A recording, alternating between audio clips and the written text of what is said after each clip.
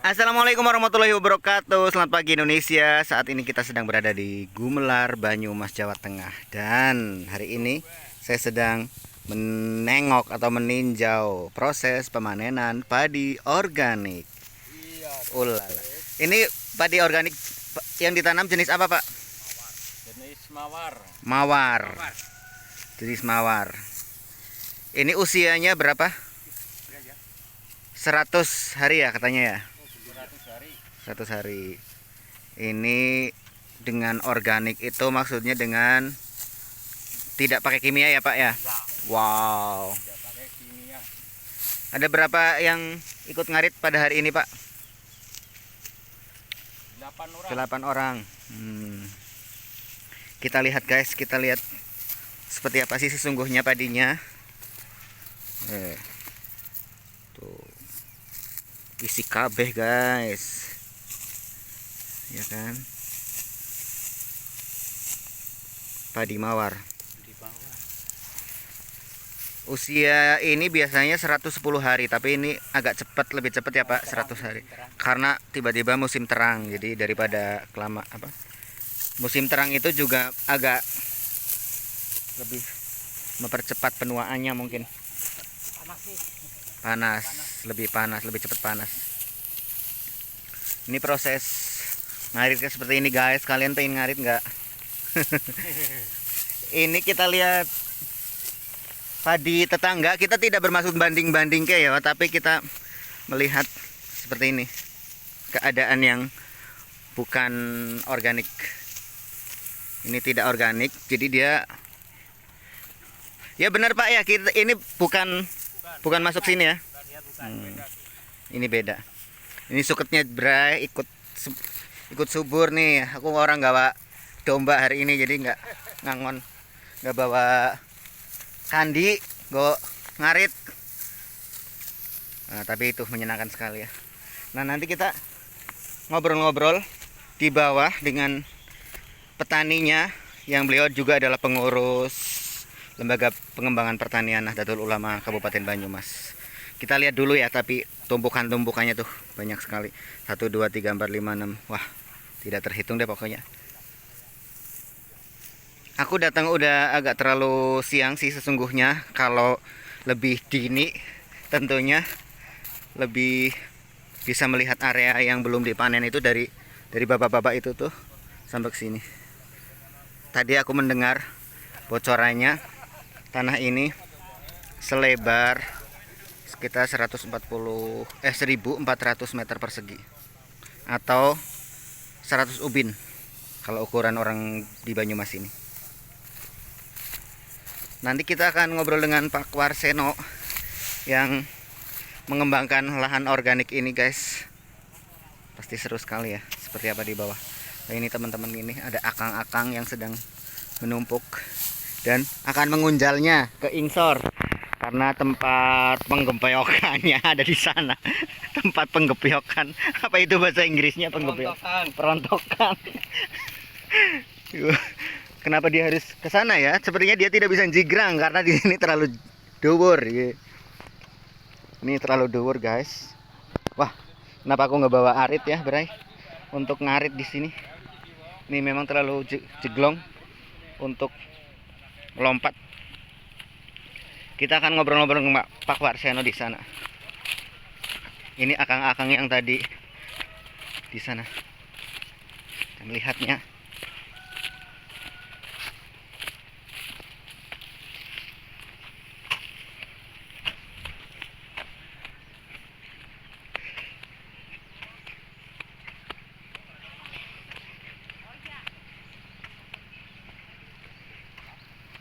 Pak Warseno, kita akan wawancara secara langsung di sawah. Guys, aku sudah ketemu dengan beliau nih, sesungguhnya yang seru sekali. Nah, ini dia Pak Warseno. Punya nama panggung siapa Pak? Pak Warseno. Pak Warseno aja ya. Warseno Etawa. Pak Warseno Etawa.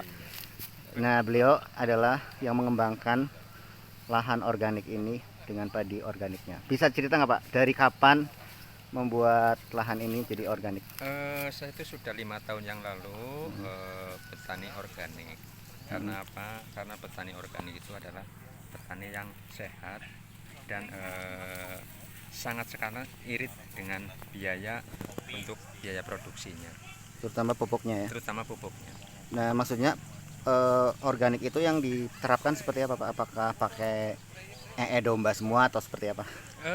Yang saya terapkan yang sebagai pupuk dasar itu karena saya peternak kambing, jadi pupuk dasar itu menggunakan limbah dari ternak kambing. Terus untuk pupuk cairnya saya menggunakan POC buatan sendiri, itu dari urin kambing yang saya fermentasi, juga dari ekoenzim. Ekoenzim itu adalah fermentasi dari hasil buah-buahan. Buah-buahan itu juga dari produk sendiri apa bagaimana? Buah-buahan itu produk sendiri, itu buah yang dari limbah pertanian yang tidak bermanfaat, Seperti apa saja? seperti kulit nanas, kulit pisang, kulit jeruk, kulit pepaya. Itu tak fermentasi menggunakan gula merah, gula kelapa yang bagus, dan difermentasi dengan air tapi dari sumber mata air, bukan air mineral, selama 3 bulan. Oke.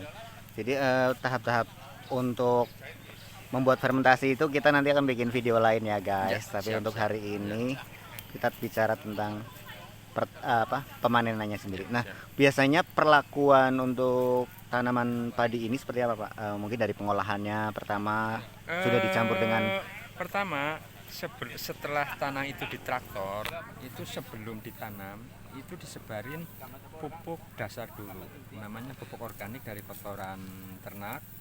Karena apa? Dikandung maksud setelah sawah itu taburin pupuk, begitu tanaman itu ditanam itu langsung mendapatkan nutrisi, jadi langsung dapat makanan padi tersebut.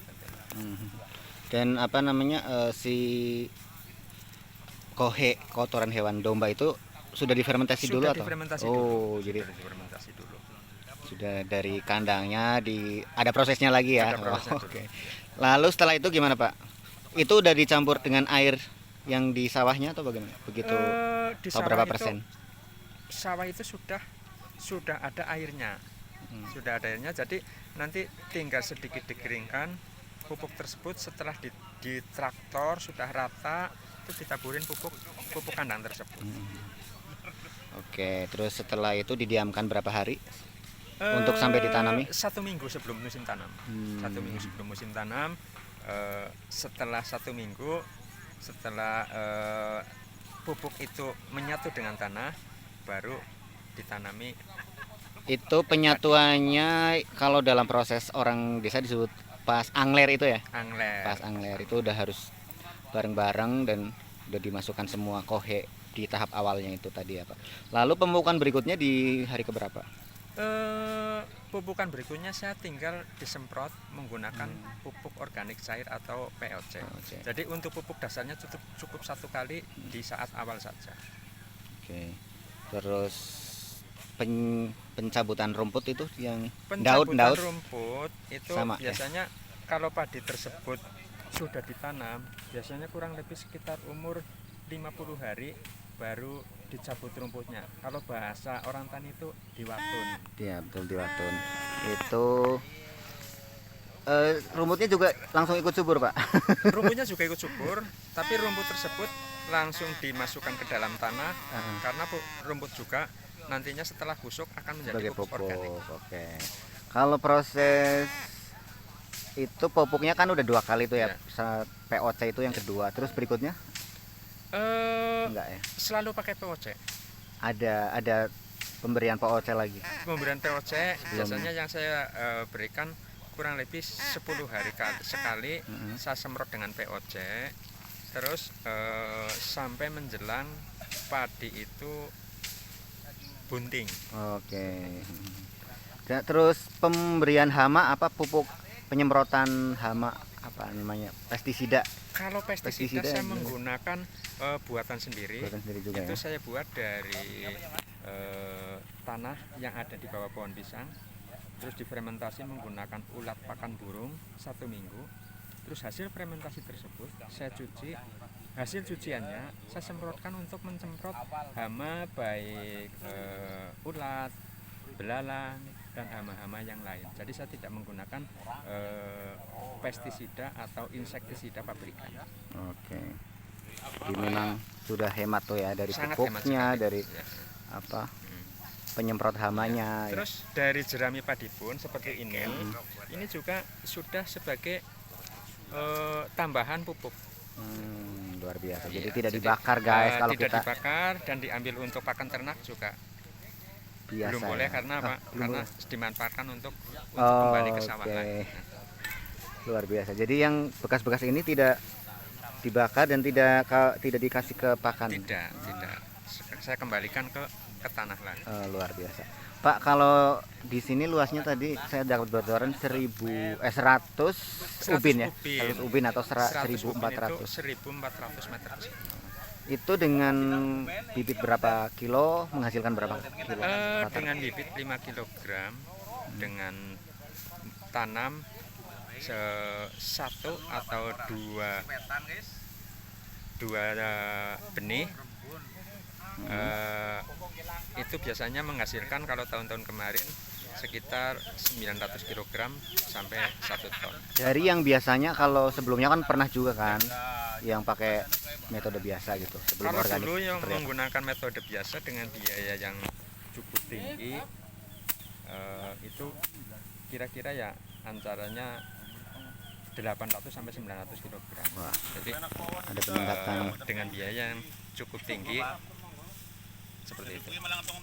Sedangkan dengan organik ini jelas pupuknya lebih hemat karena dibuat sendiri ya, tidak ada anggaran untuk pupuk kimia, juga untuk pestisidanya, dan hasilnya lebih banyak guys. Oh ya Pak, kalau sistem nandurnya sendiri satu jaraknya berapa, terus satu lubang itu ada berapa? Ya. Ada pola khusus nggak yang dilakukan? Ada, sebenarnya ada.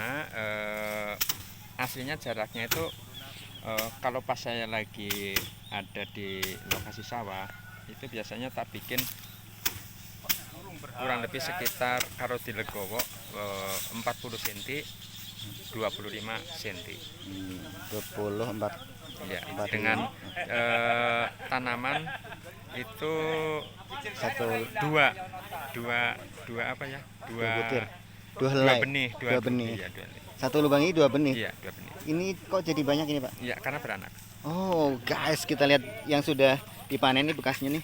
Tuh. Berawal dari 2 benih. Ada yang satu tuh, Kak. Ada juga yang satu, ternyata jadi banyak seperti ini. Wah, ini pengalaman baru nih guys. Aku juga baru nemu. Karena biasanya kalau aku sendiri dulu tuh nandur ini langsung banyak. Satu rumpun ini apa sebutannya ya, rumpun kali ya. Satu culubangan ini langsung banyak. Tapi ternyata di sini 1 atau 2 menjadi 2, 4, 5, bahkan ini ada yang satu. Kalau di atas Tuh, 2, ada 3, yang 25. Wah, di atas sana guys yang tadi kita sudah lihat pertama tuh ada yang 25. Oke Pak. Di desa ini sendiri apakah Bapak sendiri yang baru apa ada yang lain? Sebenarnya sih ada yang lain. Beliau Pak Diarto, cuman Di mana itu? Jauh ya? dekat juga, cuman sudah lebih panen lebih duluan. Oke. Mungkin tahun depan saya akan ngundang panjenengan nanti di saat Pak Diarto juga. 4 bulan lagi ya Iya. kira-kira itu. Pak, kalau di sini dengan jenis padinya seperti apa? Apakah selalu yang sekarang ini tadi saya dapat dari yang lagi ngarit Ya. dari manen tuh namanya mawar. Mawar. Itu jenis apa Pak? Jenis mawar itu jenis IR. Nah, jenis IR. Cuman umurnya di saat musim yang normal banyak curah hujan itu 110 hari. Karena ini musim kemarau, jadi proses penguningannya lebih cepat, 100 hari panen. Oh, jadi musim kemarau itu juga kalau memang waktunya masih cukup untuk perairannya justru mempercepat panen juga ya, karena lebih cepat panas. Kalau untuk di sini berapa kali panen setahun? 2 kali panen. 2 kali. Karena di sini rata-rata tanahnya tanah tada hujan, tidak ada irigasi. Oke deh, mantap sekali nih Pak. Kita melihat ini ya Pak ya. Ya, itu hasil padinya juga sangat bersih sekali. Nah, itu belum ditapeni, baru dari jerami di apa istilahnya, dikepiok bahasa Dikepiok, pertaniannya. betul. Itu padinya sangat bersih. Wah, jadi di langsung hasil yang udah dikepiok itu juga, kalau kita biasanya nanti kan ditapeni itu ya banyak yang terbang ya, yang tadi gabug, yang kosong. Nah, ini kira-kira berapa persen ya Pak kalau Berapa ya? yang isi? Sangat-sangat sedikit sekali. Kegabugannya itu sedikit sekali guys. Nanti kita lihat langsung, kita harus mengemeknya secara langsung. Oke deh Pak, kita ke sana dulu ya Pak. Nih Pak Warseno akan menunjukkan bukti hasil panen yang betapa berisi. Tuh guys, nih kita coba menapeni ya. Berapa persen yang terbang tuh? Nggak ada yang terbang. Tuh. Sangat sedikit yang terbang. Atau bahkan hampir tidak ada ya. Terbang hanya Kulit yang jerami. luar biasa Pak. Wah, luar biasa nih ya. Ini hasilnya dijual atau Untuk dikonsumsi sendiri. Oh, Karena banyak sekali dong. 800. ya, nanti kalau ada lebihnya Ada lebih. baru dijual. Apalagi ini menghadapi musim kemarau, takutnya Persiapan. saya menanam padi organik tapi makannya non Oh, organik. karena bukan cuma untuk keuntungan secara keuangan tapi juga kesehatannya ya. Nah, jadi walaupun mungkin ada sisa banyak tapi diutamakan untuk keluarga sendiri sebenarnya. Yang supaya hasil padi nanti lebih sehat badan kita ya. Wah, luar biasa. Karena juga Bapak juga punya ini ya, usaha lain ya, kayak domba dan juga penyuluh guys. Beliau sering diundang kemana-mana. Kapan kalian mengundang beliau untuk belajar bersama saya sih, nanti bisa ngobrol-ngobrol langsung atau praktek organiknya dan lain-lain gitu ya. Tapi beliau adalah salah satu penyuluh di bidang pertanian juga, walaupun bukan masuk ke nggak masuk ke dinas, tapi seperti saya nggak masuk ke dinas tapi bisa berbagi kemana-mana. Seperti itu beliau. Oke deh Pak Warseno, kita nanti mungkin akan ngobrol-ngobrol di kesempatan lainnya. Terima kasih untuk hari ini ya Pak ya. Terima kasih. Oke, kita lihat prosesnya tuh. Dan di sini juga ada bapak-bapak dari teman sahabat-sahabat kita dari LPPNU. Wah, ada Pak Mul, Pak Ahmad Fauzi yang mana? Ini ya. Dan juga Pak Riswo, beliau juga seniman dan petani yang amazing. Nah, terus ada Mas yang ini. Yang itu dari Pak Masum. Dari LPPU. Oh iya, kita ketemu kemarin. Baiklah, terima kasih sudah berbagi dan semoga ini sangat berguna buat kalian ya, para petani-petani Indonesia.